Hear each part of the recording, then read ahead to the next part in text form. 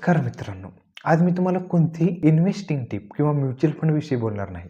आज आपण पाहणार आहोत 21 ते 30 वयामधील मुले का टेन्शनमध्ये आहेत आणि ते का सेव्हिंग करू शकत नाही. 5 जॉब करणारी लोक बेसिकली त्यांची सॅलरी 20 ते 25,000 असते. प्रेशर लोकांसाठी जेव्हा तुम्ही घरी येता आणि रील्स स्क्रोल करता तेव्हा तुम्हाला कोणतरी दिसतं नवीन कार घेत आहे, कोणी स्पोर्ट बाईक घेत आहे, तर कोणी मुंबई पुण्यासारख्या ठिकाणी फ्लॅट घेत आहे. तुम्ही लगेच मोबाईलमध्ये कॅल्क्युलेटर ओपन करता आणि कॅल्क्युलेशन करता. माझी सॅलरी 25,000 आहे आणि मला माझ्या ऑफिसजवळ एक 2 BHK फ्लॅट घ्यायचा आहे. 70 ते 80 लाख रुपये लागतील. म्हणजे मला 25 वर्ष एकही रुपया खर्च न करता चालणार. मला ते सगळे पैसे साठवले पाहिजे. तेव्हा मी तो प्लॉट घेऊ शकेन. तर हे शक्य आहे का?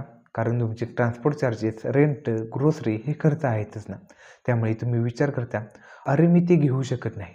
त्यामुळे पैसे सेव्हिंग किंवा इन्व्हेस्ट करून काय करायचं हा एक पॉईंट. एक्सपेन्सेस पे करायचे आणि राहिलेले पैसे तात्पुरत्या आनंदासाठी खर्च करायचे.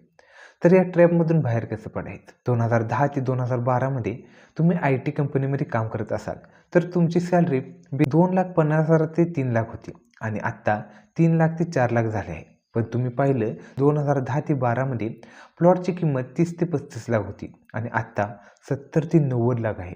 म्हणजे सॅलरीपेक्षा जास्त वाढ झाली. आता डिजिटल इंडियामध्ये UPI ट्रान्झॅक्शन वाढले आहे.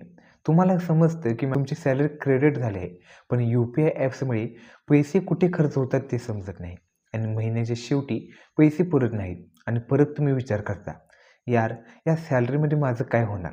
त्यामुळे खूप ओव्हरथिंक होतं आणि आपले फ्रेंड्स ज्यांच्या आईबाबांकडे पैसे आहेत ते नवीन बाईक, नवीन iPhone घेतात आणि आपणही विचार करतो काय लाईफ आहे त्यांची. तुम्ही कंपॅरिझन करता. इंस्टाग्रामवर पाहता हा क्रिएटर इतका पैसा कमवतोय, हा ट्रेडर फ्युचर अँड ऑप्शन करून लाखो रुपये कमवतोय आणि तुम्ही ते न शिकता करायला जाता, पुन्हा लॉस होतो. पण तुम्ही प्लेनमध्ये राहून 1,000 रुपयांची SIP करत नाही, कारण तुम्हाला वाटतं लगेच सक्सेस मिळावं, लगेच कार मिळावी. तुमच्या डोपामिनला मोहात पाडण्यासाठी सगळ्या गोष्टी हव्या आहेत. म्हणून मी तुम्हाला सांगतो, पहिलं तर डिसिप्लिन आणि संयम ठेवून इन्व्हेस्टमेंट सुरू करा. अमाऊंट लहान असेल तरी चालेल. दुसरं, लोकांना दाखवण्यासाठी iPhone, कार, बाईक अशा गोष्टी घेऊ नका. या गोष्टी तात्पुरते आनंद देतात, एक लोन नंतर दुसऱ्या लोनच्या पिंजऱ्यात अडकवतात. तिसरं आणि महत्त्वाचं म्हणजे कंपॅरिझन. तुम्ही जो सक्सेस होतो त्याच्याशी कंपॅरिझन करू नका. तुमची शर्यत स्वतःशी आहे, लोकांसाठी नाही. हळूहळू मिळालेल्या गोष्टींची किंमत असते, जे लगेच मिळते त्यापेक्षा. आणि आयुष्य एकदाच आहे, टेन्शन घेऊ नका. तुम्ही तुमचं आवडतं फ्लॅट, कार, बाईक घेऊ शकता, पण थोडा वेळ लागेल. स्वप्न नक्की पूर्ण होतील. व्हिडिओ आवडला असेल तर व्हिडिओला लाईक आणि चॅनेलला सबस्क्राईब जरूर करा.